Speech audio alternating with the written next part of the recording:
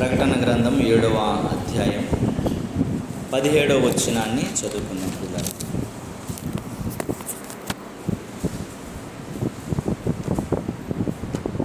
ప్రకటన గ్రంథం 7వ అధ్యాయం 17వ వచనం.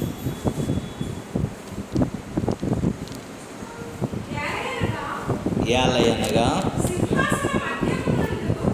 సింహాసనము మధ్య నుండు గొర్రె పిల్లవారి కాపరి అయి జీవములను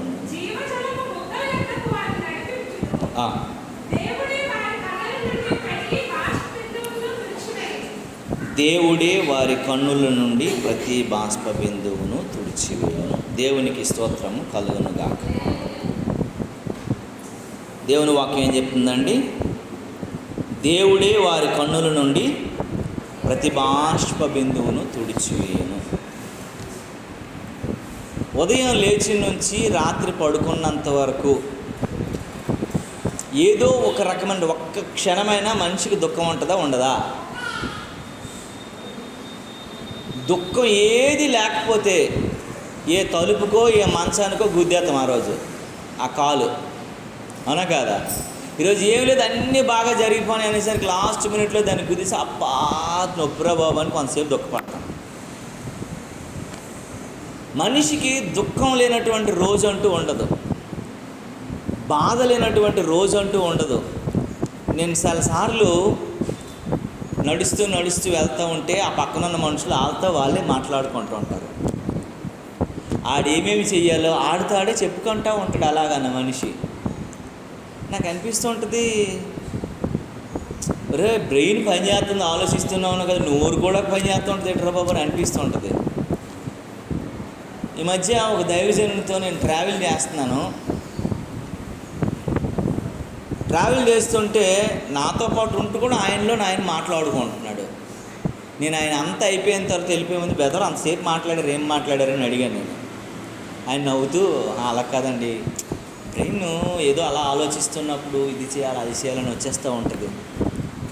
నాకు అనిపించింది ప్రతి ఒక్కరిలో సహజం అది.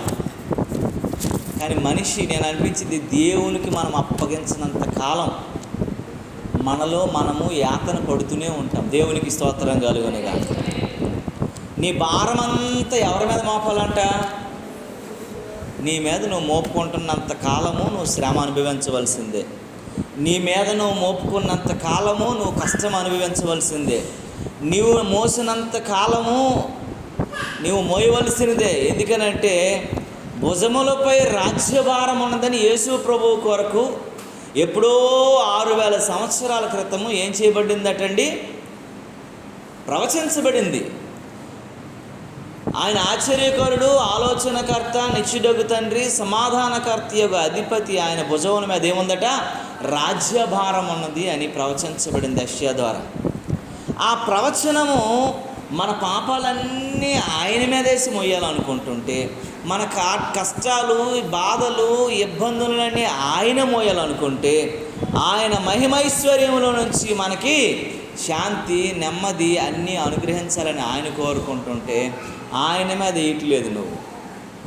అందుకే ప్రయాసపడి భారము మోయిచున్న వారులారా నా దగ్గరికి రండి. మీరు మోసినంత కాలము మీకు శ్రమ తప్పదు, మీకు మోసినంత కాలము మీకు కష్టం తప్పదు, మీకు మోసినంత కాలము మీకు కష్టాలు కన్నీరు తప్పదు. కాబట్టి మీ భారము మోయేవారులారా నా దగ్గరికి రండి. అప్పుడు మీకు ఏం కలుగుతుందట? విశ్రాంతి. ఎప్పుడు ఆయన దగ్గరికి రాగానే నీ కట్లను ఆయన ఏం చేస్తాడు? విప్పుతాడు. ఆ భారం అంతా ఆయన మీద వేసుకుంటాడు. ఆ భారం మీద మోస్తున్నప్పుడు నీవన్నీ కూడా నువ్వు సులభతరంగా మారిపోవు, తేలిక జీవితాన్ని అనుభవిస్తావు. అందుకే దేవుని వాక్యం ఇక్కడ చెబుతున్నది ఏంటంటే, నువ్వు కన్నీరు కార్చి దుఃఖపడిపోయి చాలా రకాలైనటువంటి ఈడవబడి మరల కొరపబడి కష్టపడిపోయి గుండెలు బద్దలు చేసుకొని కన్నీరు కారుస్తున్నటువంటి నీ కన్నీటిని తుడిచుట కొరకు ఆయన లోకానికి వచ్చాడని దేవుని వాక్యం చెప్తుంది. దేవుని నామమునకు మహిమ కలుగును గాక. కొన్ని వచనాలు ముందుని మనం ఈ మాటల్లో చదివితే దేవుని వాక్యం చెప్తుంది. కొన్ని వచనాలు ముందుని చూసినట్లయితే ఏమని మాట్లాడుతూ ఉన్నాడనంటే ప్రియులారా, ఈ ప్రకటన గ్రంథం 7వ అధ్యాయంలో మనము 17వ వచనంలో ఉన్నాం కదా. కొన్ని వచనాలు ముందుకు చూస్తే వీరు మహాశ్రమల నుండి వచ్చిన వారు అని రాసి ఉంటుంది. దేవునికి స్తోత్రము కలుగునుగాక. ఎక్కడి నుండి వచ్చిన వారు అంటండి? వీరు మహాశ్రమల నుండి వచ్చిన వారు. వీరు చూడండి 14వ వచనంలో ఈ మాట ఉంటుంది. మనం ఎక్కడి నుండి వచ్చిన వారు? ఈ లోకంలో బ్రతికుచున్నటువంటి మనము, జీవించుచున్న మనము, సంతోషము, సమాధానము, ఆనందం లేనటువంటి మన జీవితాల్లో ప్రతిరోజు ఉదయం లేచి పడుకున్నంత వరకు శ్రమే, కష్టమే, ఇరుకే, ఇబ్బందే, ఆలోచనలే ఇవన్నీ ఉంటాయట. అందుకంటాడు, అందుకు నేను అయ్యా నీకేమి తెలియను అనగా అతడు ఎలాగు నాతో చెప్పెను, వీరు మహాశ్రమల నుండి వచ్చిన వారు. చాలమ్మ చాలు. వారు ఎక్కడి నుండి వచ్చిన వారటండి? మహాశ్రమల నుండి వచ్చినటువంటి వారు.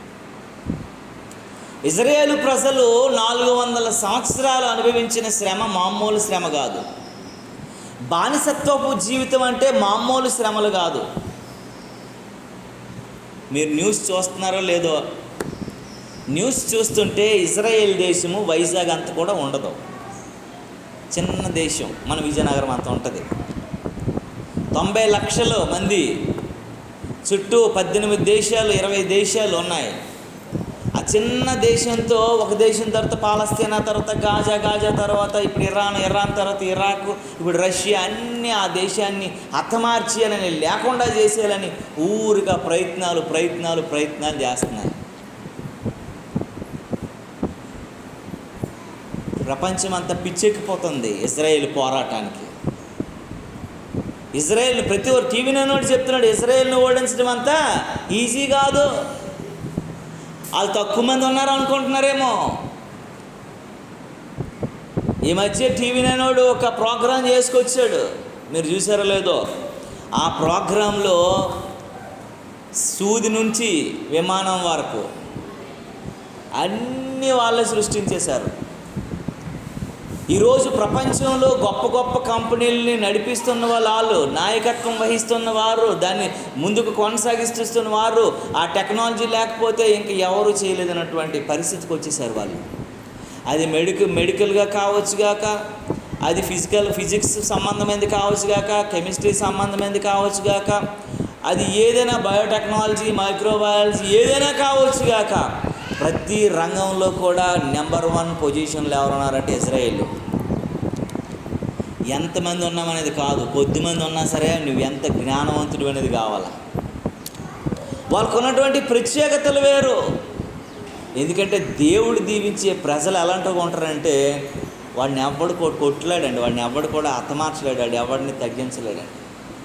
దేవుని కృప వారి మీద ఉంది కాబట్టి ఇన్ని యుద్ధాలు జరుగుతున్నా, ఇన్ని పరిస్థితులు జరుగుతున్నా, ఇరాన్లో అంతమంది ప్రజలు ఉంటున్నప్పటికీ, అంత టెక్నాలజీ, అంత డబ్బు, ఆయిల్ బావులు ఉన్నప్పటికీ కూడాను ఇజ్రాయేల్ కూరగాయలు పూలు అమ్ముకున్నతో సరిపోలేకపోతుంది. చేతులు ఎత్తేసారు. నా అధ్యక్షుడు వెళ్ళిపోయి ఎక్కడో బంకర్లో దాక్కుండిపోయాడు. పరిస్థితి కారణం ఏంటో తెలుసా? మా దేవుడు మాతో ఉన్నాడు, యుద్ధము యెహోవాదని చేస్తున్నారు వాళ్ళు. ఆ దేశాన్ని, ఆ పాలుతేనెలు ప్రవహించే ప్రదేశాన్ని, ఆ వాగ్దాన భూమిని కాపాడుకోవటంలో వాళ్ళు రాత్రి పగలనకుండా 6 నెలల పోరాడుతూనే ఉన్నారు వాళ్ళు. మీరందరూ కూడా యెరూషలేము కాపాడబడాలని ప్రార్థన చేయండి ప్రియులారా. ఆ ప్రజలుంటే ప్రపంచానికి జ్ఞానం, తెలివి, వివేచన అన్నీ దొరుకుతాయి. ఆ దేశము ప్రజలు లేకపోతే ప్రపంచం ఒకటి. ఈరోజు గూగులా, యూట్యూబా, ఫేస్బుక్కా, ఏదైనా కావచ్చు కాక, ఎనీ టెక్నాలజీ, ఏఐ కూడా వాళ్ళదే. ఏ టెక్నాలజీ వచ్చిందనంటే యూదుల వలనే. వాళ్ళు ప్రత్యేకింపబడిన జనం వాళ్ళు. ఎంతమంది ఎన్నిసార్లు హతమార్చేశారు, చంపేశారు. బబులోను రాజు వచ్చాడు, బానిసలుగా తీసుకుపోయాడు 70 సంవత్సరాలు. జర్మనీలో హిట్లర్ 10 లక్షల మందిని హతమార్చేసి అగ్నిలో చంపేశాడు, ఆహుతి చేసేసాడు. ఫరో వచ్చి తీసుకెళ్ళిపోయి 400 సంవత్సరాలు నానా బానిసత్వం చేశాడు. మాదీయులు, గ్రీకులు, రోమా వాళ్ళు, పాలస్తీకులు ఎంతోమంది వారిని హతమార్చేశారు. వాళ్ళు ఇంకా బ్రతికే ఉన్నారంటే కారణం ఏంటి తెలుసా? వారి ప్రతి శ్రమలో దేవుడు ఉన్నాడు. దేవుని నామానికి మహిమ కలుగునుగాక. అందుకే దేవుని వాక్యం చెప్తా ఉంది, వీరు ఎక్కడి నుండి వచ్చారటండి? మహాశ్రమల నుండి వచ్చిన వారు. గొర్రె పిల్ల అనబడినటువంటి యేసు ప్రభువారి రక్తంలో వారి యొక్క వస్త్రాలను ఏం చేసుకున్నవారటండి? తెలుపు చేసుకున్నవారు, పవిత్రపరచబడిన వారు, పరిశుద్ధపరచబడిన వారు, ఏర్పాటు చేయబడిన జనము, నా సొత్తైన ఆయన ప్రజలు అయినటువంటి వారు. నువ్వు ఆయన నమ్ముకుంటే, ఆయన అంగీకరిస్తే, ఆయనతో నడిస్తే నువ్వు ఎలాంటి కష్టకాలంలో కూడా ఆనందంగానే ఉంటావు. దేవుని నామానికి మహిమ కలుగునుగాక. ఇజ్రాయేల్ అధ్యక్షుడు నతన్యా పని అయిపోయిందని కొంతమంది అనుకున్నారు, శంకలు కొట్టేసుకున్నారు. వెంటనే ఎవరిని ఎక్కడ చేసేయాలో అలా చేసేసి మార్చేసి వాళ్ళందరినీ కూడా ఎలా పెట్టాలో అలా పెట్టి పడేశాడు. ఈ దేవుని బిడ్డలారా, దేవుడు నీకు ఈ లోకంలో మనుషుల దగ్గర డబ్బు ఉండొచ్చు, ధనం ఉండొచ్చు, ఆస్తి ఉండొచ్చు, జ్ఞానం ఉండొచ్చు. ఈ అన్నింటికి మించిన దేవుడు నీ దగ్గర ఉన్నాడు అనుకోండి, నువ్వు ఎలాంటి శ్రమలు ఉన్నా, ఎలాంటి బాధలు ఉన్నా, ఎలాంటి కష్టాలు ఉన్నా వాటిని అన్నింటి తప్పించి నీ కన్నుల నుండి కారు ప్రతి బాష్ప బిందువును, ప్రతి కన్నీటి బొట్టును ఆయన ఏం చేస్తాడటండి? తుడిచేస్తాడు. దేవుని నామానికి మహిమ కలుగునుగాక.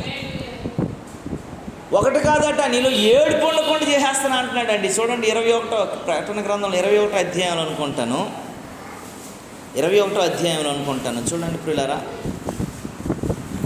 21 తెరవండి. 21 4వ వచనాన్ని చదివితే అక్కడ ఉంటుంది, ఆయన కన్నుల నుండి ప్రతి బాష్ప బిందువును తుడిచివేయును, మరణం ఇక ఉండదు. దేవునికి స్తోత్రము కలుగునుగాక. దుఃఖమైనను, ఏడ్పైనను, వేదనైనను ఇక ఉండదు. మొదటి సంగతి గతించిపోయెను. దేవునికి స్తోత్రము కలుగునుగాక. నువ్వు అనుభవించిన శ్రమ, నువ్వు అనుభవించిన మొదటి కష్టం, నువ్వు అనుభవించినటువంటి నిట్టూర్పు, మొదటి కార్చిన కన్నీరంతా కూడా దేవుడు తీసేస్తాడంట. ఇక మీదట నీకు దుఃఖం ఉండదంట ప్రియులారా. ఇక మీదట నీకు ఏడుపు ఉండదంట. ఇక మీదట నీకు వేదన ఉండదంట. అవన్నిటినీ దేవుడు మొదట ఉన్నటువంటి స్థితిగతులన్నీ మార్చేసి నీ కన్నిటిని తుడిచి నిన్ను ఉన్నతమైన వ్యక్తిగా మలిచి మార్చగలిగిన దేవుడు. దేవుని నామానికి మహిమ కలుగునుగాక. అయ్యో, నేను ఇన్ని కష్టాలు పడ్డానే, ఇన్ని బాధలు పడ్డానే, ఇన్ని ఇరుకులు పడ్డానే, ఇన్ని ఇబ్బందులు పడ్డానే, పడుతూనే ఉన్నానే. నా జీవితంలో విశ్రాంతి లేదు, నెమ్మది లేదు. నా బతుకంతా కన్నీరే కన్నీరే, నా బతుకంతా ఏడిపే, నా బ్రతుకంతా రోదనే అని బాధపడుతున్నట్లయితే ఉదయకాల సమయంలో దేవుడు వాగ్దానం చేస్తున్నాడు, నీ కన్నుల నుండి ప్రతి బాష్ప బిందువుని దేవుడు ఏం చేస్తాడటండి? తుడిచేస్తాను అంటున్నాడు. ఇక మీదట నీకు దుఃఖం ఉండదు, వేదన ఉండదు, నిట్టూర్పు ఉండదు, ఏడుపు ఉండదు. ఏమీ లేకుండా నీ మొదటి ఉన్నటువంటి పరిస్థితులన్నిటిని తారుమారు చేసి నీకు సంతోషకరమైన జీవన విధానాన్ని దేవుడు అనుగ్రహించడానికి ఆయన సిద్ధమై ఉన్నాడు. దేవుని నామానికి మహిమ కలుగునుగాక. హల్లెలూయా. ప్రియ దేవుని బిడ్డ, నువ్వు దేవుని చాలా తక్కువ అంచనా వేస్తున్నావు. ఎందుకే? పరిపూర్ణంగా దేవుని నువ్వు అంగీకరించట్లా, పరిపూర్ణంగా ఆయన మీద నువ్వు ఆనుకోవట్లా, పరిపూర్ణంగా దేవుని వెంబడించట్లే. నువ్వు వెంబడించి చూస్తే నీ జీవితము పరిపూర్ణమైపోతుంది. దేవుని నామానికి మహిమ కలుగునుగాక. హల్లెలూయా. చాలామంది జీవితాల్లో దేవుడు మార్చిపడేశాడండి. చాలామంది బ్రతుకులను దేవుడు మార్చేశాడండి. చాలామంది బ్రతుకులలో దేవుడు వారి కన్నీరుని తుడిచి వారిని ఉన్నతమైన వ్యక్తులుగా మలిచేశాడండి. కారణం ఏంటో తెలుసా? వారు పూర్తిగా దేవుని మీద ఆధారపడి ఉన్నారు కనుకనే. అబ్రహామా, నీ ప్రజలని, నీ ఇంటిని, నీ వారినందరినీ వదిలేసి రా అని అన్నాడు. అబ్రహాము దేవుని మాట విన్నాడు, అందుకే ఆయన నీతిగా ఎంచబడింది. అబ్రహాము దేవుని నమ్మెను, అది ఆయనకి నీతిగా ఎంచబడింది. నువ్వు దేవుని నమ్మితే దేవుడు నిన్ను ఉన్నతమైన రీతిలో ఉంచుతాడు. నువ్వు దేవుని నమ్మితే దేవుని మాట, ఆయన మాట మీద నువ్వు నమ్మిక ఉంచితే చాలు. నువ్వు చెయ్యి ప్రభువా, నీవు తప్ప నాకు వేరే ఆధారం లేదు, నువ్వు చేస్తావన్నటువంటి నమ్మకంతో నేను ఉన్నానటువంటి ఒక నిబద్ధతతో నువ్వు ఉంటే అది ఎంత కష్టమైన పని ఆయన చేసి చూపిస్తాడు. దేవుని నామానికి మహిమ కలుగునుగాక. అది ఎలా అంటే అది జరగవనటువంటి పనులను కూడా దేవుడు జరిగించేటువంటి వాడు. అవి అవ్వవు అనుకునేవన్నీ కూడా అయ్యేవాటి చేసేటువంటి వాడు. అవి జరగవు, ఇంకా అయిపోయింది నా పరిస్థితి, ఇంకేం లేదు అనుకునే పరిస్థితుల్లో కూడా దేవుడు జరిగించబద్దుడై ఉన్నాడని దేవుని వాక్యాన్ని మనము జ్ఞాపకం చేసుకోవాలి. దేవుని నామానికి మహిమ కలుగునుగాక. చాలాసార్లు నాకు ఇంకే ఆధారం లేదు, నా పరిస్థితి అంతా అయిపోయింది, నా జీవితం. మనుషులు అంటుంటారు కదండి, మనం కొంచెం ఆర్థికంగా కానీ బలహీనమైతే చాలు, మొన్నటి వరకు బాగానే ఉండేది కానీ ఆమె ఏదో కొంచెం అలా ఇలా ఉండేది కానీ అంత అయిపోయింది, ఇక మీద ఏం లేదు అని చాలామంది అరుస్తూ ఉంటారు మన మీద. అలాంటప్పుడు నువ్వు బలహీన పడిపోకూడదు. అలాంటప్పుడు నువ్వేదో రకమైనటువంటి ఆలోచనలోకి వెళ్ళిపోకూడదు, నా జీవితం అయిపోయింది, నా పరిస్థితి అయిపోయింది, నా స్థితి అయిపోయిందని. అలాంటప్పుడు నువ్వు దేవుని దగ్గరికి వచ్చి దేవుని మీద ఆధారపడు. నీ దేవుడి జీవితాన్ని కట్టడంలో ఆయన ఎలాంటి వాడో తెలుసా ప్రియులారా? నిన్ను వదిలేసినటువంటి వ్యక్తి కాదు. నీ జీవితాన్ని ఎలా నిలవబెట్టాలో అలా నిలవబెట్టగలిగిన వాడు. దేవుని నామానికి మహిమ కలుగునుగా. నిన్ను ఎలా ఉంచాలో ఆయనకు తెలుసు. అలాంటప్పుడే సిగురెత్తటం మొదలు పెడతాడు. దేవునికి స్తోత్రం కలుగునుగా. విత్తనం వేసిన తరువాత భూమిలో ఆ విత్తనం ఏమైపోద్దండి? విత్తనం ఏమైపోద్ది? కొల్లిపోతుంది, పాడైపోతుంది. మనం అనుకుంటాం వేసిన విత్తనం లేదు పోయిందని అనుకుంటాం. అది ఎప్పుడు కొలటం మొదలెట్టిందో, అది ఎప్పుడు అది ఉబ్బటం మొదలెట్టిందో, ఎప్పుడైతే ఆకారం కోల్పోయడం మొదలెట్టిందో అప్పుడే అది వికసించటం మొదలవుతుంది. అది ప్రాణుగా మారటం మొదలవుతుంది. అది చెట్టుగా పరిమళించడం మొదలవుతుంది.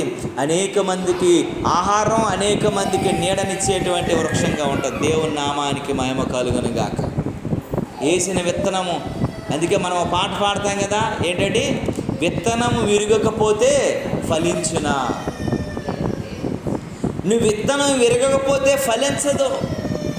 విత్తనం విరగకపోతే అది ఆశీర్వాదకరంగా మారదు. విత్తనం విరగకపోతే అది అనేక మంది ఆకలి తీర్చలేదు. కనుక విత్తనం విరిగి అనుభవంలోనికి వచ్చినప్పుడే నువ్వు కొత్త చిగురు వస్తుంది.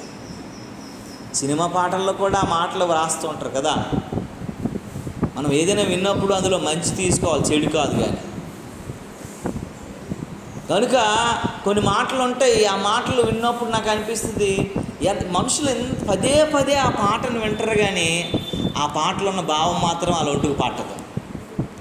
ఆ మాట పదే పదే వింటూ ఉంటారు. వేస్తే ఏం బాగుంది పాట, అబ్బా ఏం రాశాడు ఆ రైటరు, ఆ లిరిసిస్ట్ ఎంత బాగా రాశాడు, ఆ గాయకుడు ఎంత బాగా పాడాడు అని అంటారు తప్ప దానిలో ఉన్న భావాన్ని మాత్రం గమనించరు. నాకు అనిపిస్తూ ఉంటుంది, దేవుడు కొన్నిసార్లు ఇలాంటి వాళ్ళతో కూడా ఇన్ని మాటలు రాస్తున్నా సరే ఇన్ని వేలు డబ్బులు ఖర్చు పెట్టి చూస్తారు, వింటారు, పదే పదే అదే పాట వింటారు. కానీ దాని భావాన్ని వారి ఒంటికి పట్టించుకునేటట్టు ఉంటారు. కనుకనే వారి బ్రతుకులో ఏమాత్రం మార్పు ఉండదు. అందుకే దేవుని వాక్యం చెప్తోంది, దేవుడు మాట్లాడుతున్నాడు. నీ కష్టం, నీ పరిస్థితి, నీ జీవన విధానంలో ఎన్నో మలుపులు జరిగిపోయాయి, పాతవన్నీ అయిపోయాయి. కొత్త జీవితంకి వచ్చేసరికి దేవుల్లో నువ్వు ఎదగడం, వికసించడం మొదలు పెడుతున్నప్పుడట నీ స్థితిగతులన్నీ మార్చేసి నీ కన్నీటిని తొడవటం మొదలు పెడుతున్నాడని జ్ఞాపకం చేసుకోగలగాలి. దేవుని నామానికి మహిమ కలుగునుగాక. ఆ రోజులు నీకు ప్రారంభమయ్యాయని జ్ఞాపకం చేసుకోగలగాలి. ఆ పరిస్థితులు ప్రారంభమయ్యాయని జ్ఞాపకం చేసుకోగలగాలి. మొదటి స్థితిగతులన్నీ ఎగిరిపోయాయని జ్ఞాపకం చేసుకొని నువ్వు దేవుని మీద ఆధారపడితే నీ బ్రతుకుని ఉన్నతమైన స్థితికి దేవుడు తీసుకెళ్ళడానికి సిద్ధమై ఉన్నాడు. దేవుని నామానికి మహిమ కలుగునుగాక. హల్లెలూయా.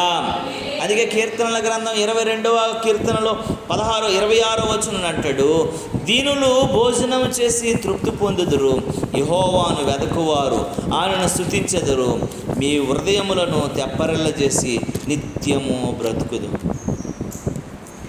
దేవుణ్ణి వెదకువారంట ఏమవుతారటండి? యెహోవాను వెదకువారు ఆయన స్తుతించే రోజు ఒకరోజు వస్తుందంట. నువ్వు దేవుణ్ణి వెదకడం మొదలు పెడితే ఏవేవో ఎదగడం కాదు. అయ్యో నా అప్పు ఉంది, ఇది ఎలా తీరాలని డబ్బులు ఎదగడం కాదు. అయ్యో నాకు అనారోగ్యం ఉంది, ఎలా బాగు చేసుకోవాలని మందులు ఎతకటం కాదు. ఇవన్నిటికి పరిష్కరించగలిగినటువంటి వ్యక్తి అయినటువంటి దేవుణ్ణి ఎదగటం మొదలు పెట్టాలి. దేవునికి స్తోత్రం కలుగునుగాక. మనము అక్కడ ఫెయిల్ అవుతున్నాం. ఏది చేయాలో అది చేయలేని వారంగా ఉన్నాం. ఎక్కడ ఏం చేస్తే బాగుంటుందో అది అర్థం కాలేని పరిస్థితిలో ఉన్నాం. కనుక నువ్వు ఎలాంటి కష్టకాలంలో ఉన్నా సరే, ఎలాంటి పరిస్థితుల్లో ఉన్నా సరే, నువ్వు దేవుణ్ణి వెదిగితే నీ జీవితాన్ని ఉన్నతమైనటువంటి రీతిలోకి మార్చేస్తాడు దేవుడు. దేవుని నామానికి మహిమ కలుగునుగాక. నువ్వు దేవుణ్ణి వెదకడం మొదలు పెట్టాలండి. నువ్వు దేవుణ్ణి వెదకనంతకాలం ఏ రకమైనటువంటి జీవితం అంతా గడిచిపోతుంది. దేవుని వెతకనంత కాలం నీ బ్రతుకంతా కూడా నాశనం అయిపోతుంది. నువ్వు దేవుణ్ణి ఎతకనంత కాలం, ఈ లోకంలో చూసినంత కాలం నువ్వెన్ని చేసినా ఫెయిల్ అయిపోతూ ఉంటావు. యాకోబు కోసం మనం మాట మాట గుర్తు చేసుకుంటాం కదా. నువ్వు దేవుణ్ణి ఎతకనంత కాలం యాకోబు జీవితంలో లేదండి ఆశీర్వాదం లేదు. దేవుణ్ణి వెతకనంత కాలం లోతు జీవితంలో ఆశీర్వాదం లేదు. దేవుణ్ణి వెతకనంత కాలం యోనా జీవితంలో ఆశీర్వాదం లేదు. దేవుణ్ణి వెతకనంత కాలం కూడా అన్నీ ఉన్నాయి లోకంలో. దేవుని యొక్క కృప లేకుండా పోయారు వాళ్ళందరూ. దేవుని మాట వింటేనే మనం బాగుపడతాం. అందుకే దేవుణ్ణి వెతికే వారంగా ఉండాలంట. ఆ పక్కన ఉన్న 23వ కీర్తనలోకి వస్తే ఈ మాట మనకు రోజు చదివినట్టు కీర్తన, రోజు తెలిసినటువంటి కీర్తన, రోజు విన్నటువంటి కీర్తన అంటాడు. నా శత్రువులు ఎదుట నీవు నాకు భోజనం సిద్ధపరిచితివి అంటూ ఆ కింద మాట ఎంత బాగుంటుందో. నూనెతో నా తల అంటి ఉన్నావు, నా గిన్నె నిండి పొంగి పొర్లుచున్నది. దేవునికి స్తోత్రం కారులను కాక. నా తల నూనెతో అంటి ఉన్నావు, నాకు విశ్రాంతి లేదు, నెమ్మది లేదు. నా కష్టము, నా బాధ, నా కష్టం, నా కన్నీరు అర్థం కాలేని పరిస్థితులు ఉన్నావు. కానీ ఈరోజు వచ్చింది చూసావా, ఈ దీవెన ఎప్పుడైతే నీ ఆశీర్వాదపు నూనె నా మీద, అభిషేకం నా మీద కుమ్మరించబడిందో, దీవెన నీ తల మీద ఎప్పుడైతే అంటబడిందో, ఎప్పుడైతే దేవుడు దానిని దీవించాడు, నిన్ను అభిషేకించాడో, ఆరుదంట ఏం జరుగుతుందండి, నీ గిన్నె నిండి పొంగి పొరులుతుందట. దేవునికి స్తోత్రం కారులుగాక. హల్లెలూయా, హల్లెలూయా. నీ గిన్నెట నిండటమే కాదట, నువ్వేది పట్టుకుంటే అది నిండిపోతే పుష్కలంగా వచ్చేస్తుంది. నువ్వు పంట పండిస్తున్నావా, 10 బస్తాలు అవ్వాల్సింది అర్థం కాదు 20 బస్తాలు, నీ గిన్నె నిండిపోతుంది. నీ కొట్టుగదులు పట్టనన్ని ధాన్యం నీకు వస్తుంది. నువ్వు వ్యాపారం చేస్తున్నావా, నీకు రావాల్సినటువంటి రాబడి కంటే అధికంగా నువ్వు పొందుకుంటావు. నువ్వేదైతే అనుభవించాలో అది సమస్తాన్ని చూడగలుగుతావు. నువ్వేదైతే కావాలో అది దేవుడు అనుగ్రహించబడతావు. కనుక నీ జీవితంలో మనము ఆశించి ఆలోచించే వారం ఉండాలని దేవుని వాక్యం హెచ్చరిస్తుంది. దేవుని నామానికి మహిమ కలుగును గాక. హల్లెలూయా, హల్లెలూయా. ప్రియ దేవుని బిడ్డ, మనము జ్ఞాపకం చేసుకోవాలి. దేవుని సముఖంలో దేవుని బిడ్డలుగా మనం చూసినట్లయితే అంటాడు, నీ గిన్నె నిండి పొంగి పొర్లుచున్నదని దేవుని వాక్యం చెప్తుంది. నీ గిన్నె నిండి పొంగి పొర్లేటప్పుడు నువ్వు దేవుని సముఖంలో నువ్వు దీవించబడేటువంటి వ్యక్తిగా ఉండాలంటే నువ్వు దేవుణ్ణి వెతికే వ్యక్తిగా ఉండాలి. అప్పుడే నీ గిన్నె నిండుతుంది. ఎప్పుడైతే దేవుడు నీకు దొరుకుతాడో, ఎందుకంటే యేసు దొరుకు కాలమునందు మీరు వెతకాలట. ఆయన సమీపముగా ఉండగానే ఆయన మీరు వేడుకోవాలని దేవుని వాక్యం చెప్తుంది. ఆయన సమీపంగా ఉండగానే వేడుకోవాలి. దేవునికి స్తోత్రం. ఆయన సమీపంగా ఉండగానే వేడుకోవాలి. ఆయన దూరం అయిపోకముందే వెతకాలి. ఆయన వెతుకుతున్నప్పుడు, ఆయన దొరుకు కాలం అప్పుడే నువ్వు చేయగలిగే వ్యక్తిగా ఉంటే ఆయన నీ మీద తల ఏం చేస్తాడంటే నూనెతో అభిషేకించి నిన్ను అంటి నిన్ను దీవించి నిన్ను ఏం చేస్తాడంటే నీ గిన్నె నిండి పొంగి పొర్లినట్లుగా చేస్తాడు. దేవునికి స్తోత్రము కలుగును గాక. హల్లెలూయా. నీ గిన్నె నిండి పొంగి పొరలంత కాలం నువ్వు ఇంక వెతకలేదని అర్థం. ఆయన సమీపంగా నువ్వు పట్టించుకోలేదని అర్థం. ఆయన అభిషేకం నువ్వు చవి చూడలేదని అర్థం. ఆయన కృపకు నువ్వు ఇంకా పాత్రుడుగాను లేవని అర్థం. ఇలాంటి కృపను నువ్వు పొందేటట్లు చేసుకోవాలని దేవుని వాక్యం చెప్తుంది. కనుక నువ్వు ఆయనని విడువక వెతికే వ్యక్తిగా ఉండాలంటే దేవుని నామానికి మహిమ కలుగును గాక. హల్లెలూయా. దేవుని చిత్తంలో నువ్వు ఉండాలి. దేవుని కృపని ఆశ్రయించగలిగినటువంటి వ్యక్తిగా నువ్వు ఉండాలని దేవుని వాక్యము పదే హెచ్చరిస్తాం. దేవుని నామానికి మహిమ కలుగును. యెషయా గ్రంథంలో దేవుడు మాట్లాడతాడు. యెషయా గ్రంథం తెరిచినట్లయితే ఒక మాట ఉంటుంది, చదవండి పిల్లరా. యెషయా గ్రంథం 30వ అధ్యాయం 19వ వచనాన్ని చదవండి. యెషయా గ్రంథము, సియోనులో యెరూషలేములోనే ఒక జనము కాపురముండెను. జనమా, నీవేమాత్రమును కన్నీళ్లు విడువవు. ఆయన నీ మొర్ర విని దేవునికి స్తోత్రము కలుగునుగా. ఇక్కడ అంటున్నాడు, సియోనులో యెరూషలేము అనే ఒక జనం ఉండెను. దేవునికి స్తోత్రము కలుగునుగా. దేవుని నమ్ముకొని, దేవుని అంగీకరించి, దేవుని మాట ప్రకారము జీవించేటువంటి ఒక జనం ఉందంట. ఆ జనం ఎవరో కాదు, మనమే. దేవుని అంగీకరించి దేవుని రక్తంలో కడుగుబడి దేవుని యొక్క కృపలో మరి ఉచ్చరించబడి దేవునితో నడిచేటువంటి జనంగా ఉన్న మన కొరకు దేవుడు ఈ ఉదయకాల సమయంలో మాట్లాడుతున్న మాట ఏంటో తెలుసా? దేవుడు అంటున్నాడు, ఆ జనమట కాపురం ఉందంట. ఆయన సముఖంలో, ఆయన సన్నిధిలో ఆశీర్వాదం కొరకు, దీవెన కొరకు కాపలా కాస్తున్నటువంటి ఒక జనం ఉందంట. ఆ జనం కొరకు ఏమైనా మాట్లాడుతున్నారంటే చూడండి, జనమా నీవిక ఏమాత్రము, మనతో వాగ్దానం దేవుడు చేస్తున్నమాట, జనమా నీవిక ఏమాత్రము కూడా కన్నీళ్లు విడువవు. నీ కన్నీళ్ళు తుడిచేసిన తర్వాత ఇంక మళ్ళీ నీ కన్నీళ్ళు వచ్చే పరిస్థితి దేవుడు తీసుకురాడండి. నువ్వు కన్నీళ్ళు ఒకసారి దేవుడు తుడిచాడంటే ఇంకా నీకు కన్నీళ్ళు నీ దగ్గరికి రావు.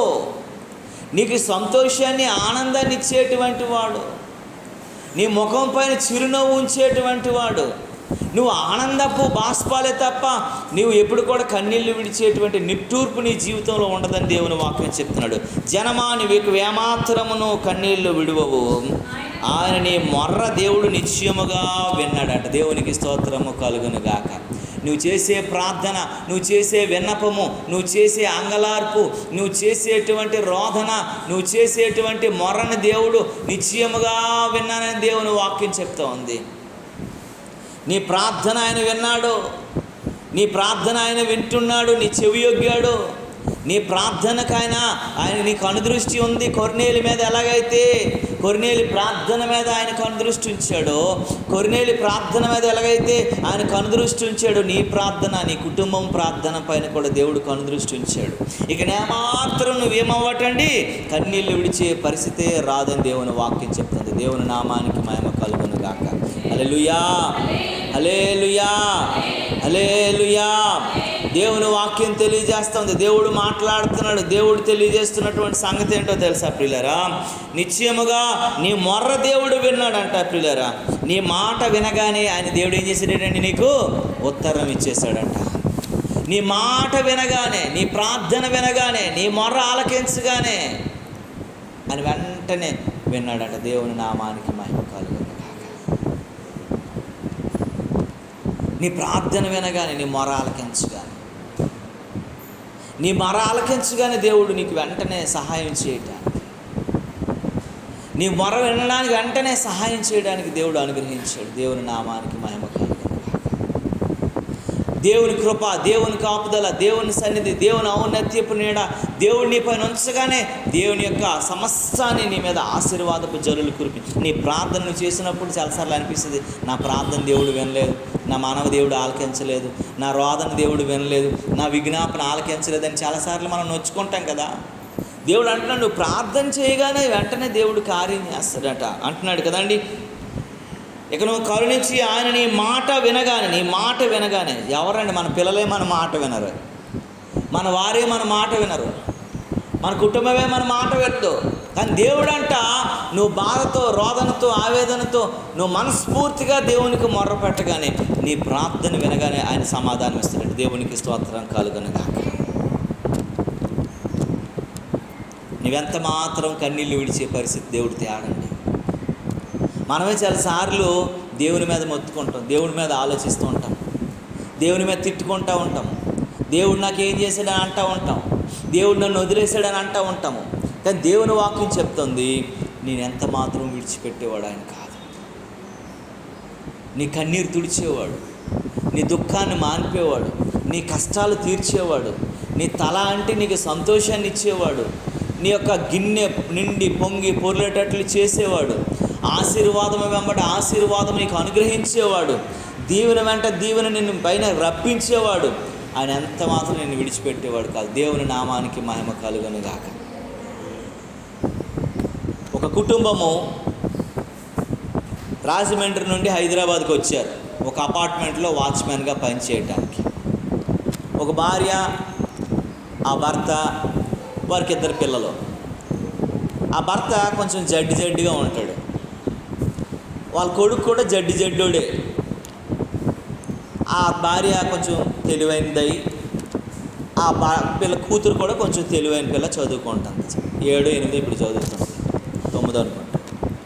ఆ పిల్లోడు జడ్డోడు, ఆడు కూడా స్కూల్లో వేశారు, ఆడు కూడా చదువుకుంటున్నాడు. వాళ్ళు నాకు ఒక 5 సంవత్సరాల క్రితం పరిచయం అయ్యారు. పరిచయం అయ్యి, సార్ మేము ఒక అపార్ట్మెంట్లో వాచ్మ్యాన్గా పనిచేస్తున్నాము, మాకు 2 పిల్లలు ఉన్నారు, మా పిల్లోడు జడ్డుగా ఉన్నాడని ఆ అపార్ట్మెంట్లో ఉన్న వాళ్ళందరూ, ఎంత యథార్థవంతుడో చూడండి ఆయన చెప్పేవాడు. అక్కడ ఉన్న ఏ కష్టమును బట్టి ఆ అపార్ట్మెంట్లో నుంచి బయటకు వచ్చేస్తున్నారో అది నాకు చెప్పాడు ఆయన. మా పిల్లోడు జడ్డుగా ఉన్నాడని, వాళ్ళకి ఏవో మాట్లాడుతున్నాడని, మా పిల్లోడిని బట్టి వాళ్ళు కొడుతున్నారు, చాలా అసహించుకుంటున్నారు. మీ ఇంటి దగ్గర వెనకాల ఒక చిన్న రూమ్ ఉంది కదా, మీ సామాన్లు పెట్టుకొని రూమ్ ఇస్తే మీ ఇల్లంతా శుభ్రంగా చూసుకొని మేము ఆ ఇంట్లో ఉంటామండి, బాగు చేసుకొని నా దగ్గరికి వచ్చారు. నేను అన్నాను, అది కొంచెం బాగు చేయాలయ్యా, లోపల బాత్రూమ్ కూడా అంతా బాగలేదు అని అంటే, లేదండి నేను పనిచేసే మనిషిని, దాన్ని అంతటినీ నేను కొంచెం శుభ్రంగా చేస్తాను, నాకు తాపి పని కూడా తెలుసు అని అన్నాడు. సరే నాకేం పోయింది, నువ్వు వచ్చి అక్కడ మీటర్ ఉంది, ఆ కరెంట్ బిల్ నేను కడతాను, నువ్వు అందులో ఉండు, మరి మాకు కూడా ఎవరో ఒకరు కావాలి కదా, మేము కూడా ఉండాం కదా అని చెప్పేసి ఆయనకి అప్పగించి ఉన్నాను. ఆ వ్యక్తి అక్కడికి వచ్చిన తర్వాత అండి, ఆ వ్యక్తి ఆ ఇంట్లో కాపురం ఉండటం మొదలుపెట్టాడు. కాపురం ఉంటూ నమ్మకంగా దేవునితో ఉంటాడు, నమ్మకంగా దేవునితో గడుపుతాడు, నమ్మకంగా దేవునికి ఇస్తాడు, నమ్మకంగా సమయం ఇస్తాడు.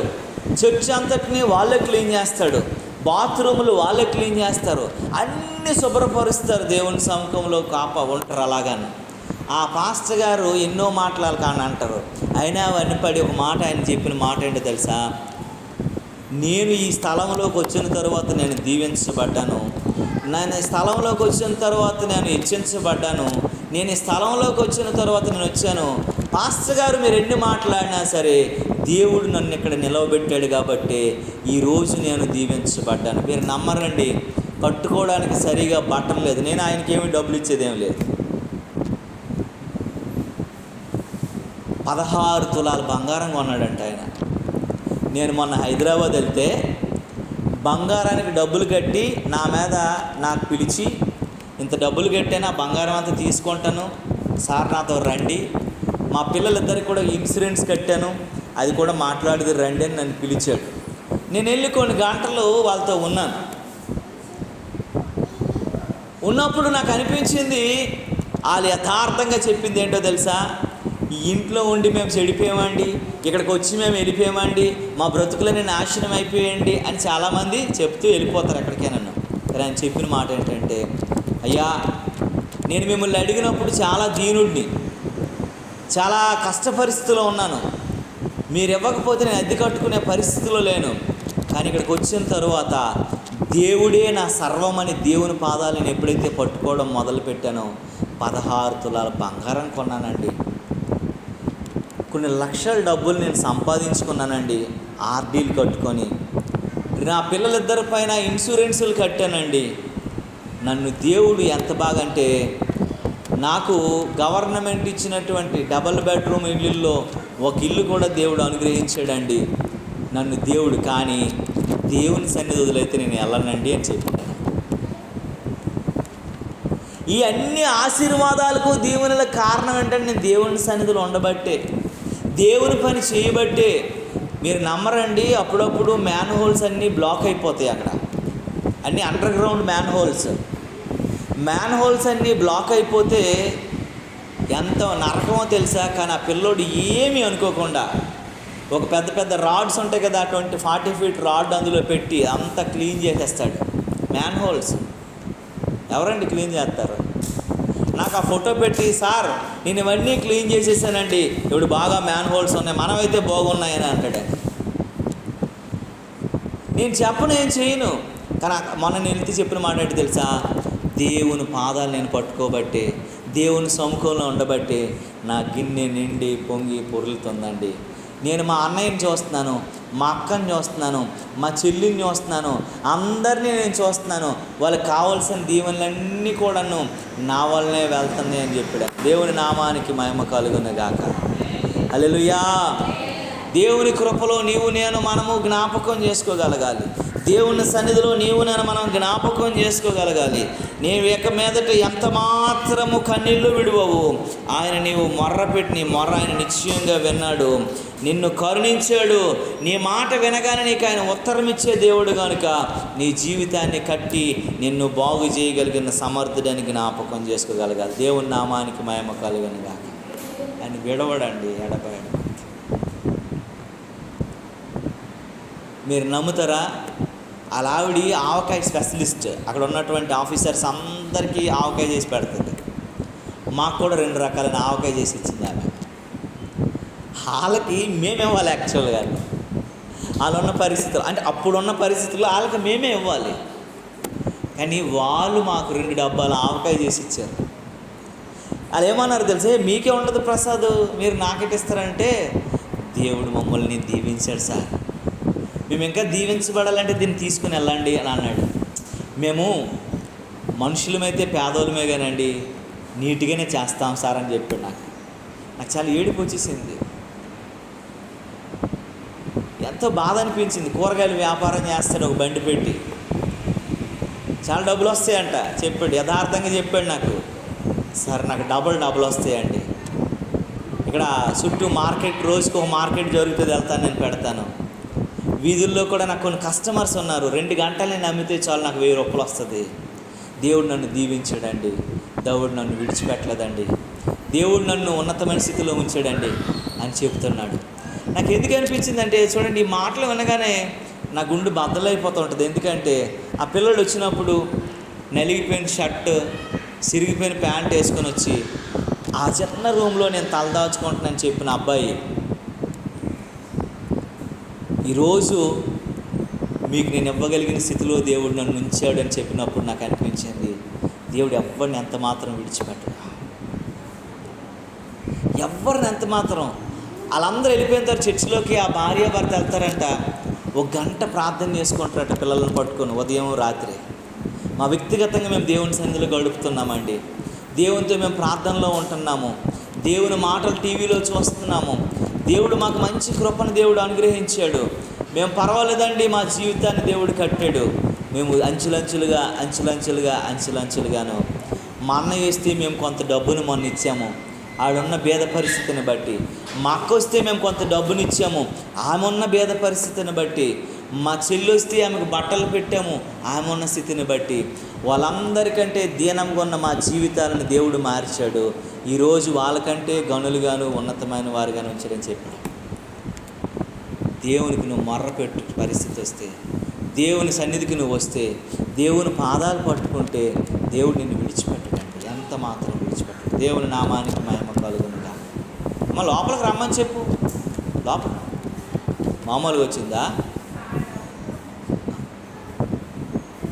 కనుక నేను మనము ఆలోచించాలి. చూడండి, యెషయా గ్రంథం 35వ అధ్యాయం 10వ వచనంలో దేవుడి ఒక మాట చెప్తాడు. ఈ మాటకు జ్ఞాపకం చేసుకుందాము. యెషయా గ్రంథం 35వ అధ్యాయము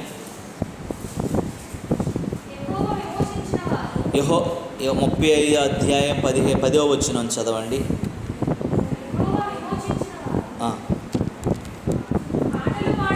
కాదమ్మా, యెషయా గ్రంథము 35వ అధ్యాయం 10వ వచనం.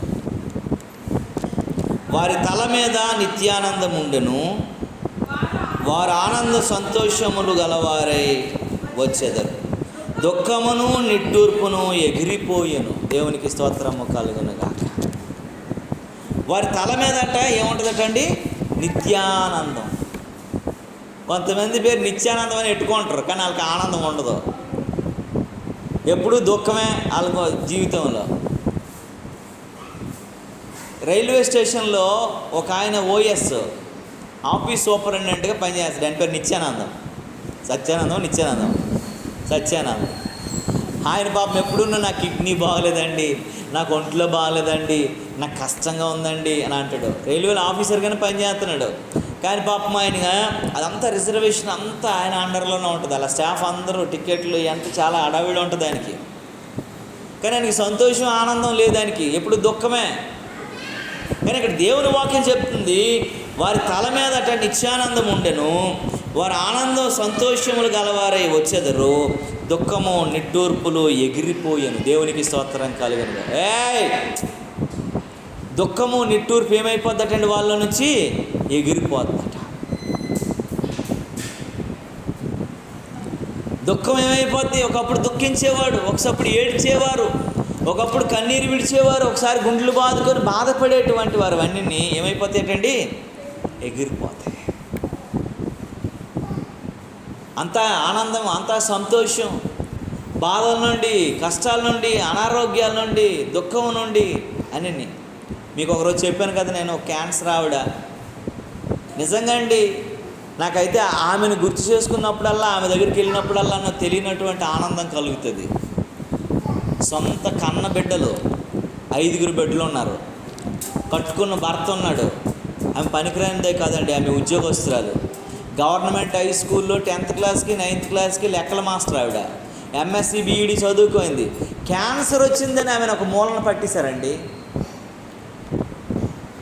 క్యాన్సర్ అంటే మామూలుగా కాదు, పురుగులు పడిపోతూ ఉండేవి. ఈ బ్రెస్ట్ క్యాన్సర్ వచ్చి ఈ నాప్సనాల్ గోళీలు ఉంటాయి కదండి, ఏమంటారు దాన్ని? ఏమంటారు నాప్సనాల్ గోళీలని? ఇంకేదైనా పేరు చెప్పండి అమ్మ. కర్పూరం కాదు, కంపౌండ్లు ఉంటాయి కదా, బట్టలు గారి పెట్టుకుంటారు కదండి, నాప్సనాల్ గోళీలు ఏమంటారు వాటిని? కంపౌండ్లా? అది వాసన వస్తాయి కాదు, కంపౌండ్. అవి చిత్త కొట్టేసి కొబ్బరి నూనెలో వేసి వేడి చేసి ఆమె శరీర భాగం పైన రాస్తే ఆ పురుగులన్నీ బయటకు వచ్చేవి.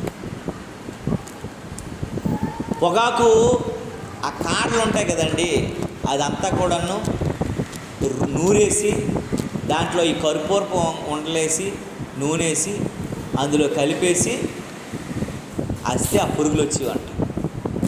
కంపు ఆమె దగ్గరికి వెళ్ళటానికి. దుఃఖం, బాధ, పిల్లలు కూడా ఎప్పుడు చచ్చిపోతుంది ఇది అనేటువంటి ఒక దుఃఖానికి వచ్చేసి పక్కన ఉన్నటువంటి ఒక రూమ్లో పడేశారు ఆమె. ఓ పాస్టర్ గారు నన్ను తీసుకొని వెళ్ళి, బ్రదరు ఎవరినైనా ప్రార్థన చేయించండి అని చెప్పారు. నేను ప్రార్థన చేసి పెడప్ అయిపోయానండి, మీరు వచ్చి ప్రార్థన చేస్తారని అన్నాడు.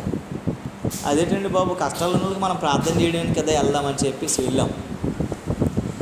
ఆమె దగ్గరికి వెళ్తే ఆ కూతురు, కన్న కూతురు వచ్చేసి, సార్ ముక్కుకి గుడ్డ కట్టుకోండి, చేతులకి గ్లౌలు వేసుకోండి, మాస్క్ పెట్టుకోండి అని నాకు ఇచ్చింది.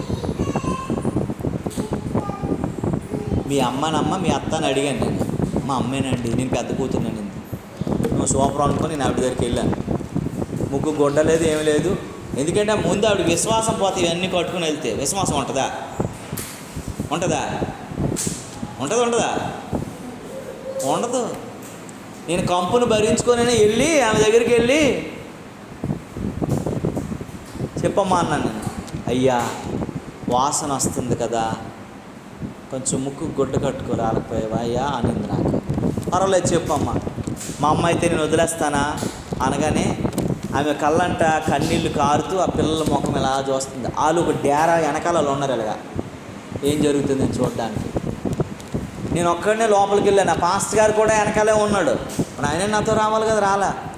ఆమె దగ్గరికి వెళ్ళి అరగంట మాట్లాడాను నేను. అయ్యా దేవుడు నన్ను తీసుకెళ్ళిపోతే బాగున్నాను, నా శరీరంలో బలహీనత ఇంతంత లేదు, నాకు ఈ పురుగులు గొలికేస్తూ ఉన్నాయి, నా చీమితో నేను నిండిపోయాను, కంపుకి ఒక అరగంటలోనే రక్తం ఇదైపోతుంది అయ్యా, నన్ను ఏంటి నేను చావే మంచిదని అనుకుంటున్నాను, కానీ బలవంతంగా చచ్చిపోవాలని ఆశ ఉంది, కానీ ఎక్కడో బ్రతకాలని కోరుకుందయ్యా అని చెప్పింది నాకు. నిజంగా బ్రతకాలని కోరుకుంటున్నామంటే బ్రతకటం ఎవరొద్దు అనుకుంటారయ్యా అని అంటే, నేను కళ్ళు మూసుకొని నేను ప్రార్థన చేస్తున్నాను. మీరు నమ్మరండి, నేను ప్రార్థన చేశాను.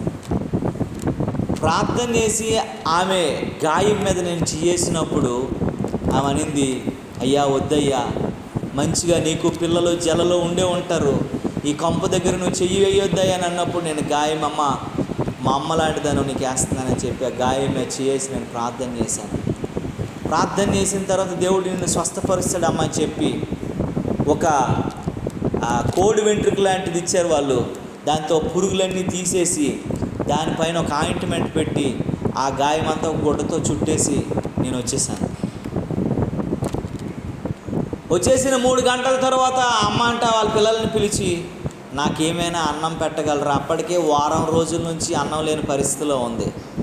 ఏమైనా పెట్టగలరా అని అడిగితే వాళ్ళు అన్నం ఏం తింటావు చెప్పని అడగంటే ఏదో ఒకటి పెట్టండి అంటే ఆమె చేతులు శుభ్రంగా డెటాల్తో కడుక్కొని ఆమె చేతులతో అన్నం తినిందంట. చచ్చిపోవడానికి సిద్ధమైన తల్లి. అన్నం తిన్న తర్వాత నెక్స్ట్ రోజు నాకు ఫోన్ చేయమని చెప్పి ప్రార్థన చేయమనిందంట. అయ్యా వస్తావా, నా కొరకు ప్రార్థన చేస్తావా అని చెప్పి నేను మళ్ళీ వెళ్ళాను. నెక్స్ట్ డే ప్రార్థన చేశాను. 7 రోజులు కంటిన్యూగా నేను ఎక్కడికి వెళ్ళకుండా ఆమె కొరకు నేను ప్రార్థన చేశాను. 7వ రోజు ఆ గాయాన్ని నేను రోజు వెళ్ళటం, నేను కట్టడం చేయటం, 7 రోజుల్లోని ఆ గాయము మట్టుమాయమైపోయింది. ఆమె చెప్పిన మాట ఏంటో తెలుసా? అయ్యా మీరు ప్రార్థన చేస్తున్నప్పుడు మీ వైపు నేను ఏ రోజు చూడలేదు. దేవుని వైపు చూస్తూనే ఉన్నాను. దేవుడు నన్ను వదిలేసాడేనో అనుకున్నాను, కానీ నన్ను తాకుతూ ఉండేవాడయ్యా. నా గాయము చాలా వరకు నయమైంది అని చెప్పింది ఆమె. దేవునికి స్తోత్రం కలుగును గాక. 1 రోజులు బయటికి వెళ్ళలేదు. 1 రోజులు ప్రార్థనే చేసుకుంది. వేసిన మందులన్నీ కూడా, ఇచ్చిన మందులన్నీ ఆపేసింది. 1 రోజుల తరువాత కొంచెం శక్తివంతురాలు అయింది. జుట్టు తల మీద మొలవటం మొదలెట్టింది. ఆ మొదలెట్టిన తర్వాత ఆ వ్యక్తి డాక్టర్ని సంప్రదించడానికి వెళ్ళింది. డాక్టర్ దగ్గరికి వెళ్తే ఈ భర్త, ఈ పిల్లలు డాక్టర్ని కలవడానికి వెళ్తే మీ అమ్మ ఎప్పుడు చచ్చిపోయిందమ్మా అని అడిగారట. ఏం బయట వింటుంది, మీ అమ్మ చచ్చిపోయి ఒక 4 రోజులు అయిందా, 15 రోజులు అయిపోయిందా, మాకు ముందే తెలుసమ్మా చచ్చిపోద్దని, కానీ మీరే ధనమంతా వేస్ట్ చేశారని చెప్పిందంట. ఈ పిల్లలు ఇద్దరు కూడాను ఆ భర్త చూసి మా భార్యకి కొంచెం బాగైందండి, ఎంతవరకు బాగైందని కనుక్కోవడం కోసం తీసుకొచ్చాను అన్నదట. ఆ పేషెంట్ని చూడగానే నువ్వు ఆ పేషెంటా? నేను నమ్మను. వేరే వ్యక్తిని తీసుకొచ్చి ఆ పేషెంట్ని మీరు చెప్తున్నారు. లేదండి ఆమెని నా భార్య, నా తల్లి అని వాళ్ళు చెప్పుకున్నారంట. వెళ్ళిన తర్వాత ఈ 1 రోజుల్లో నువ్వు మళ్ళీ స్టేజ్ 1కు వచ్చావని చెప్పారంట వాళ్ళు. దేవుని నామానికి మహిమ కలుగునుగాక. స్టేజ్ 4 నుండి, చావు బ్రతుకుల మధ్య నుండి నువ్వు స్టేజ్ 1కు వచ్చావని చెప్పారంట. నాకు మందులేం వద్దండి, నేను ఇంటికి వెళ్తానని వచ్చేసింది. ప్రభు సన్నిధిలో ప్రార్థన చేసుకొని రోజు కొబ్బరి నూనె పెట్టుకునేదంట. రోజు కొబ్బరి నూనె పెట్టుకొని ప్రభు సన్నిధిలో ప్రార్థన చేసేది. మరొక 1 నెల తర్వాత వెళ్ళిందంట డాక్టర్ దగ్గరికి. నీకు క్యాన్సర్ కణాలన్నీ నీలో చచ్చిపోయి అని చెప్పాడంట. మళ్ళీ వచ్చింది, ప్రార్థన చేసుకుందంట. మళ్ళీ 1 నెల రోజుల తర్వాత వెళ్ళిందంట. నీకు క్యాన్సర్ లేదు, నీకేమీ లేదు, బాగానే ఉన్నామని చెప్పారట. అన్ని టెస్టులు చేయించారట. ఇంకా ప్రార్థనలో మొదలెట్టిన తర్వాత 1 ఇయర్ అదే రూమ్లో ఉండి బయటికి రాకుండా ప్రార్థన చేసుకుంది ఆమె. 1 ఇయర్ వరకు నేను బాగైపోయిన కుటుంబంతో కలిసిపోతున్నానులా. 1 ఇయర్ కూడా అదే రూమ్లో ఉందట. అందరూ అన్నారంట, పోనీ ఏదో పిల్లలు తెలియక చేశారు, భర్త ఏదో తెలియక చేశారు, నాకు తెలియక చేశారులే, పోనీ మరిచిపోనంటే నేను వాళ్ళని క్షమించేశాను, వాళ్ళని కాదు, నేను దేవునితో ఒక నిబంధన కలిగి ఉన్నానని చెప్పేసి దేవుడు ఆ 1 ఇయర్ తర్వాత ప్రభువా ఈ జీవితం నాకు ఇచ్చావు, నేనేం చేయాలని చెప్పిందంట. నువ్వు నా పని చేయమనంటే టీచర్గా పనిచేస్తూ ఈవినింగ్లో ఆ కంచరపాలెము, ఆ యొక్క ఆ బర్మా క్యాంపు, ఆ ఏరియా అంతా కూడా సువార్త ప్రకటించి ఈరోజు ఆమె అనేక మందికి వచ్చిన జీతంలో పేద ప్రజలకి, క్యాన్సర్లతో బాధపడుతున్న వాళ్ళందరికీ కూడాను ఖర్చు పెడుతూ దేవుని సేవ చేస్తుంది. దేవునికి స్తోత్రము కలుగునుగాక. వచ్చిన జీతంలో హాఫ్ ఆమెకి 2 లక్షలు వస్తుంది జీతం. ఆమె హెడ్ మాస్టర్ ఇప్పుడు హై స్కూల్కి. 2 లక్షల జీతంలో 1,00,000 రూపాయలు దైవదాక్షిణ్యంగా, దేవుడు నాకు ప్రాణం ఇచ్చాడు, ఈ జీతం దేవుడు ఇచ్చింది, నేను చచ్చిపోతే వచ్చేదా, నేను బ్రతికినంతకాలం దేవునికి ఇస్తాను, నేను రిటైర్డ్ అయిపోయిన తర్వాత వచ్చిన డబ్బు అంతా హాఫ్ డబ్బు నేను దేవునికి ఇస్తాను. అది 1,00,000 కోట్ల రూపాయలు రాని, 2 కోట్లు రాని, అది ఎంత వస్తే అంత క్యాన్సర్ రోగుల కొరకు నేను ఇచ్చేస్తాను. ఈ విషయంలో నన్ను మీరు అంటలేదు, ముట్టలేదు, నాకు బాగులేనప్పుడు, పురుగులు కారిపడి ఉన్నప్పుడు నన్ను పట్టించుకోలేదు, ఇది నేను దేవునికి ఇస్తానని దేవుని సేవ చేస్తుంది. దేవుని నామానికి మహిమ కలుగునుగాక. నెలలో ఒకరోజు నాకు ఇంటికి రప్పించుకుంటుంది. నానా దేవుడు నన్ను బ్రతికించాడంటే ఆయన కృప నాన్న. ఆ రోజు ఉపవాసంలో ఉంటుంది. ఆ రోజంతా పచ్చిమించి నీళ్ళు తాగదు. ఆ రోజు బయటికి వెళ్ళదు, ఆ రూమ్లో పడి ప్రభు సన్నిధిలో ఏడుస్తుంది. ఎంతమంది క్యాన్సర్ రోగులు ఉన్నారో వారందరికీ ప్రభువు ఆరోగ్యం ఇయ్యి, నాకు ఇచ్చావు, చావు బ్రతుకుల నుంచి నన్ను రక్షించావు, నాకు ఈరోజు సంతోషాన్ని నా నోటిపైన ఉంచావు, నా చిరునవ్వు ఉంచిన దేవా. ఆ ప్రాంత నివాసుల్లో ఎవరైతే క్యాన్సర్ వ్యాధిగ్రస్తులు ఉన్నారో వారందరికీ నీ కృప ఇయ్యి ప్రభు అని చెప్పి ప్రార్థన చేస్తూ ఉంటుంది. నెలకు ₹1,00,000 ఎవరెవరికి మెడిసిన్స్ లేదో వాళ్ళు ఖర్చు పెడుతూ ఉంటుందండి. తగ్గిపోయిన తర్వాత ఒకలాగా, ఉన్నప్పుడు ఒకలాగా, కృతజ్ఞత లేనటువంటి మనిషిగా ఏమి లేదు, కృతజ్ఞత కలిగిన వ్యక్తిగా దేవుని సముఖంలో జీవిస్తూ ఉంది. దేవుడు ఎన్నో ఎన్నో ఎన్నో కార్యాలంట. చాలామంది చెప్తుంటారట, ఫస్ట్ తగ్గిపోయినట్టు అయిపోద్ది కానీ మళ్ళీ నీకు వస్తుంది అనేసి. మళ్ళీ నాకు వచ్చినా అది దేవుని మహిమార్థమని చెప్పిందట. నాకు ప్రాబ్లం ఏమీ లేదు, ఇన్ని సంవత్సరాలు బ్రతికాను, ఇప్పుడు 5 సంవత్సరాలు 6 సంవత్సరాలు బ్రతికాను, ఇంకా నేను బ్రతకాలనుకుంటే దేవుడు నా పైన ఆయుష్ ఉంచుతాడు, లేదంటే తీసుకుపోతాడు. కానీ దేవుడైతే నన్ను చచ్చిపోయిన దాన్ని బ్రతికించి 5 సంవత్సరాల జీవాన్ని ఇచ్చాడు కదా. ఇంతకంటే ఏం కృప నాకు కావాలి, ఇంతకంటే ఏం కాపుదల కావాలి, ఇంతకంటే ఏం సాక్ష్యం కావాలి అని మేము ప్రభువు సన్నిధిలో ప్రార్థన చేస్తూ ఉంటుంది. ఆమె ఇంకా రిటైర్మెంట్కి 3 సంవత్సరాల సమయం ఉంది. ఈ 3 సంవత్సరాల్లో నాన్న నేను మంచి సేవ చేశాను. ఒక రూమ్ కట్టింది. ఎవరైనా క్యాన్సర్ వ్యాధిగ్రస్తులు ఉండి మీ ఇంట్లో మీరు పట్టించుకోకపోతే రండి, నేను సేవ చేస్తాను, మా ఇంట్లో వచ్చి ఉండండి అని చెప్పింది ఆమె. ఇది నా డబ్బుతో కొనుక్కున్నటువంటి స్థలం, ఇది నా డబ్బుతో కట్టుకున్న ఇల్లు ఇది. ఈ పై రూమ్ అంతా ఎవరైనా నాలాగా దూరంగా పడేసిన వ్యక్తులు ఉంటారు, రండి మిమ్మల్ని నేను చూస్తానని పిలుస్తుంది ఆవిడ. ఆమె చూసినప్పుడు చాలాసార్లు నాకు అనిపించింది, బ్రతికితే ఆమెలా 10 రోజులు బ్రతికినా చాలు. ఎవడో పోతే నాకెందుకండి, ఎలాగో పోతే నాకెందుకండి, ఏమైపోతే నాకెందుకండి అనే దినాల్లో ఉన్నాం కదండి మనం ఈరోజు. ఎవడు ఎలాగైపోతే నాకెందుకండి అనే దినాల్లో ఉన్నాం. కానీ ఆమె కోరుండెళ్ళి, పర్వాలేదయ్యా, వాళ్ళ భర్తలకు కౌన్సిలింగ్ చేస్తుందంట, వాళ్ళ పిల్లలకు కౌన్సిలింగ్ చేస్తుందట. దేవుడు నన్ను రక్షించాడు, మీ భార్యను రక్షిస్తాడు, దేవుడు నన్ను రక్షించాడు, మీ బిడ్డలను రక్షిస్తాడు అని అందరినీ తీసుకొచ్చి ఆమె ఇంట్లో పెట్టుకుంది. ఒక 13 మంది ఎంతమంది ఉన్నారా, వాళ్ళకి సమయానికి మెడిసిన్, సమయానికి భోజనం, కావాల్సినవి అన్నీ ఇస్తుంది. కారణం ఏంటో తెలుసా, దేవుడు నిన్ను ఎప్పుడు విడిచిపెట్టడంట. ఇక్కడే మాట చదువుకున్నామండి మనము, వారి తల మీద నిత్యానందం ఉండెను, వారు ఆనంద సంతోషములు గలవారే వెచెదరు, దుఃఖము నిట్టూర్పు ఏమైపోయిందట వారిలో నుంచి ఎగిరిపోయింది. చాలా హ్యాపీనెస్గా ఉంది. ఆమెను చూస్తున్నప్పుడట వాళ్ళ స్కూల్లో అందరూ కూడా అనుకుంటారంట, మేడం మీరు ఏదో అనుకున్నాను కానీ డబ్బులు అలాగే ఇచ్చేస్తాను రేటు మేడం.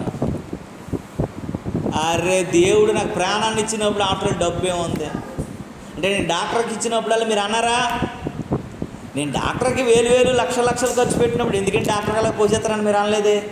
ఒక పేదోడు, ఒక కష్టంలో ఉన్నోడికి సాయం చేసినప్పుడు మాత్రం డబ్బులు పనిచేస్తాను రా అంటారు. ఏ మనస్తత్వం అండి మీది అని చెప్తూ ఉంటుందట. డాక్టర్కి ఇచ్చి మందుల షాప్కి ఇచ్చినప్పుడు, టెస్టులకి ఇచ్చినప్పుడు ఎవడేం అనలేదు, వెళ్ళండి ఇవ్వండి, తీసి ఆ టెస్ట్ చేసుకోండి, ఈ టెస్ట్ చేసి సలహాలు ఇస్తారు. కానీ ఒక పేదోడు, ఒక కష్టంలో, ఒక అనారోగ్యవంతుడు, ఒక సహాయం లేని, ఒక నిస్సాయిత స్థితిలో ఉన్నవాడికి సహాయం చేస్తే మాత్రం ఒప్పుకోవట్లేదంటే వీళ్ళు. మనిషి మైండ్, మనస్తత్వం అలాంటిది. కనుక ప్రియ దేవుని బిడ్డ, నీ నిట్టూర్పులు, నీ దుఃఖమంతా దేవుడు ఎగరేసేస్తాడు.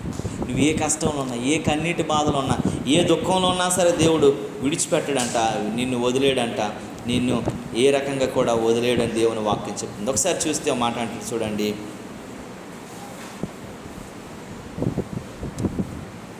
60వ అధ్యాయం యెషయా గ్రంథము 20వ వచనం చూసినట్లయితే దేవుని వాక్యంలా మాట్లాడుతుంది.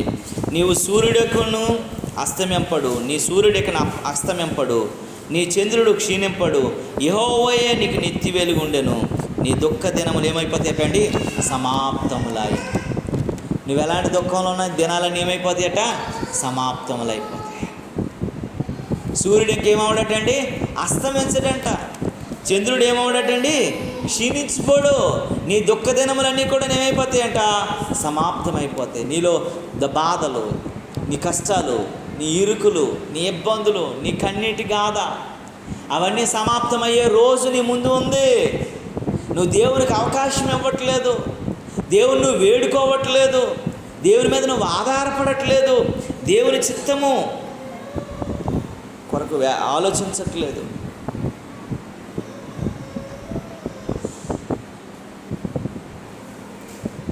ఒక మాట అంటాడు ఇర్మియా గ్రంథంలో, నాకు ఎంత ఇష్టమైన మాట, వారు ఏడ్చుచూ వచ్చెదరు, వారు నన్ను ప్రార్థించగా వారు నడిపించేదని అని అంటాడు. వారు ఏడ్చుచూ వచ్చేది.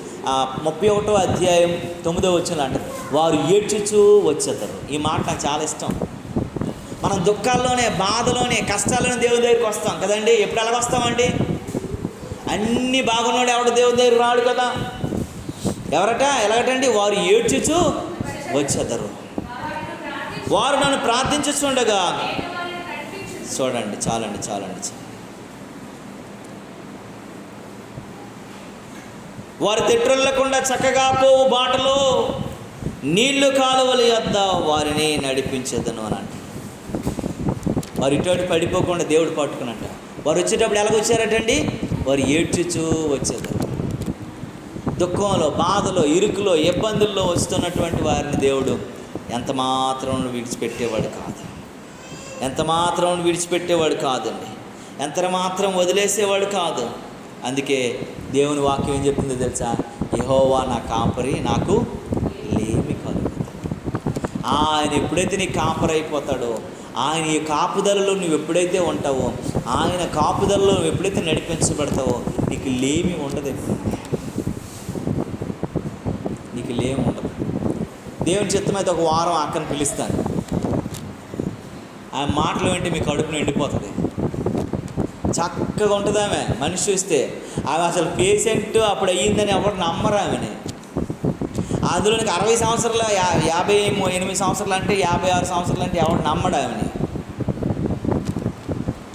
అంటది, తమ్ముడా, దేవుడు మనల్ని ముట్టుకున్నప్పుడు, దేవుడు మనల్ని తాకినప్పుడు, దేవుడు మనల్ని స్వస్థపరిచినప్పుడు మునుపటి కంటే రాబోయినటువంటి శక్తి సామర్థ్యాలు ఎంతంత ఉండవు తమ్ముడా, దానికి నేనే సాదృశ్యం అంటది.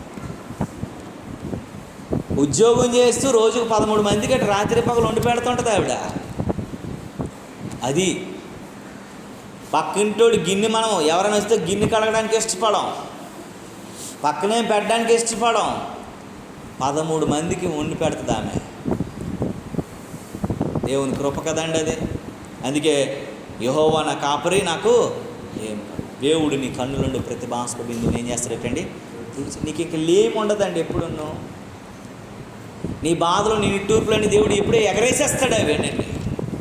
నువ్వు ఏడ్చుతూ వస్తావు కానీ సంతోషిస్తూ వెళ్ళేటట్లు దేవుడు చేస్తాడు. దేవుని నామానికి మహిమ కలుగును. ఈ ఉదయకాల సమయంలో దేవుని బిడ్డ, నీకే నిట్టూర్పు ఉన్నా, ఏ కన్నీరున్నా, ఏ బాధ ఉన్నా, ఏ దుఃఖం ఉన్నా, ఏ అవసరత ఉన్నా, ఏ అనారోగ్యం ఉన్నా, దేవుడు నిన్ను విడిచిపెట్టేవాడు కాదు. ఆయన మీద నమ్మకం ఉండు. ఆయన దొరికేటప్పుడు వెతకటానికి ప్రయత్నించు. వెతికిన తర్వాత ఆయన అభిషేకించినటువంటి మార్గాలను తెలుసుకో. నీ తల మీదకి ఆయన చెయ్యొచ్చేటట్లు చూసుకో. అప్పుడు నువ్వు దీవించబడతావు. నీ జీవితంలో సంతోషం, సమాధానాన్ని చూడగలుగుతావు. దేవుడి కొద్ది మాటలు మనం వెనుకడిలో దీవించును గాక.